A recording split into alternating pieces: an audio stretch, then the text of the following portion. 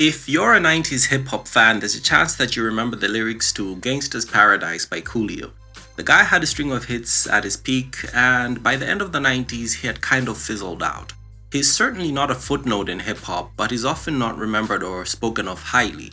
How did such a megastar seemingly fade into the background after such a successful career? We will dive into just that, but before we go there, it would be great if you subscribe to the channel for more hip hop content and let me know what your favorite Coolio song is in the comments.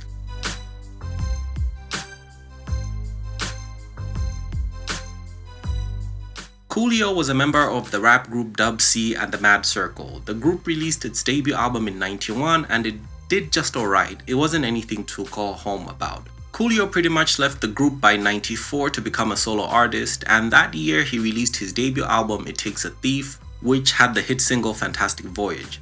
By the time the Mad Circle released their second album in '95, Coolio was only featured on one track. The peak of his commercial success came in '95 after releasing Gangsta's Paradise with LV, which is a bona fide hip-hop classic. The track was a huge commercial success and critical success and made him into a household name. I mean, even my dad, who doesn't listen to hip-hop, knows Coolio because of that song. Anyway, over the following years he released singles and albums, but none were as successful as Gangsta's Paradise. It's hard enough to make one hit song, and a mega song like that, even the biggest artists in the world have a hard time doing that. Now the thing is, once you get such crazy success, the only way is down, and that was the case for Coolio. Each of his subsequent albums dropped in sales numbers. He did have another hit song with See You When You Get There in '97, and he made the theme song for Kenan and Kel, the Nickelodeon show, and that brings about a lot of great memories. But not long after that, he took a backseat and newer artists came in as the music industry was changing. He released a few more albums, but he kept fading further and further into the background as far as the music career is concerned.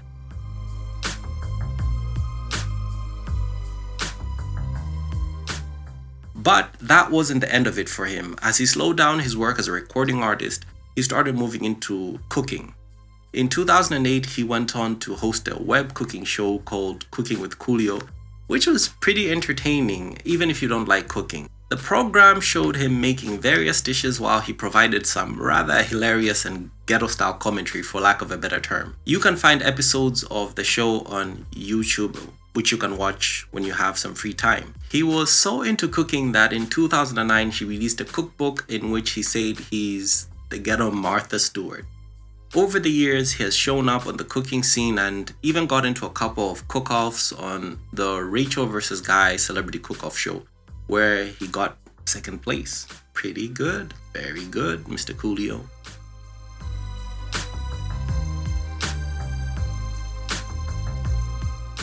But that's not all he got up to. He went on to appear in a bunch of movies, series, and TV shows, mostly as a supporting actor, but it's all great because he just has an entertaining personality. He's great to watch on TV.